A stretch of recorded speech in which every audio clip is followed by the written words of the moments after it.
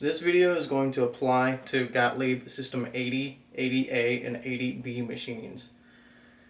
The problem here is, if you've ever noticed, you're working on your machine and suddenly your Q relay is not sticking in, it is going in and out. So your playfield power is not staying on. This video is going to address that. So,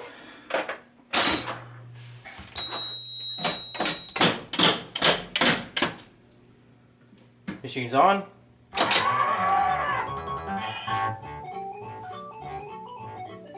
You don't hear anything. That motor, this is a hot shot. This has a motor, so you should be hearing something. It turns on and goes right back out. So why is that? Well, you have to think about it. This uses a relay, so the Q relay is supposed to lock itself on. Now, how does it do that? It locks itself on by means of a switch. Now, it needs a certain switch to be held in order to actually keep the relay locked in.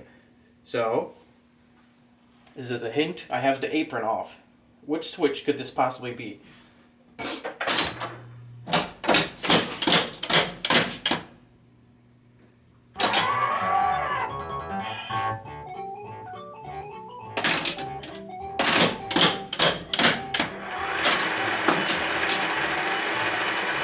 It's the ball trough switch.